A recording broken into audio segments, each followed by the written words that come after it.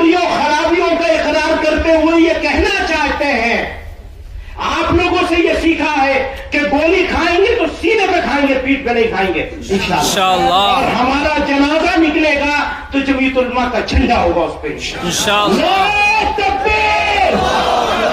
जमीयत उलमाए हिंद जिंदाबाद, जमीयत उलमाए हिंद जिंदाबाद, हजरत मौलाना महमूद आसाद पानी जिंदाबाद। नहीं, क्या कर रहे हो, बात तो कर लेने दो, बहुत लंबी बात हो गई मेरी।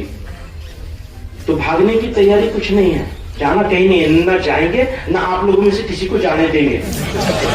कोई ये सोचता हो कि कोई चला जाएगा ओहदा न होने की वजह से, ये कैसे होगा?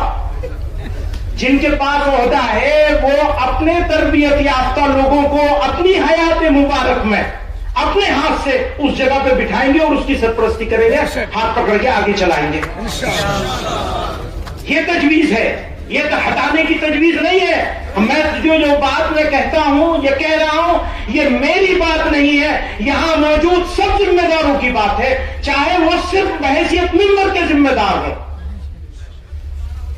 इमारत की वो ईंट जो नजर आ रही है वो बहुत कीमती होती है, लेकिन जो नजर नहीं आ रही है बुनियाद है वो उससे ज्यादा कीमती होती है। तो मैं तो आपकी तर्जुमानी कर रहा हूं, ये कहकर के कि मेरे जनाजे पर जमीयत का झंडा होगा, ये मेरा नहीं आपका है जज्बा। आप मरेंगे तो जमीयत उलमा के झंडे के साथ मरेंगे, उसके बगैर नहीं मरेंगे इंशाअल्लाह। ना कोई भागेगा हम में से पीठ दिखा के इंशाअल्लाह, कैसे भी हालात हो। उन्होंने, उनका सूरज नहीं डूबता था, उनसे टक्कर ली थी, जेलों को आबाद किया, फांसी के फंदों को चूमा है, तो क्या उस तसलसल को छोड़ देंगे? नहीं छोड़ेंगे। इस बात से डर जाएंगे कि पाबंदी लग जाएगी हमारी जमात के ऊपर? नहीं डरोगे? नहीं करेंगे, कुछ भी हो जाए हालात मुकाबला करेंगे इंशाअल्लाह।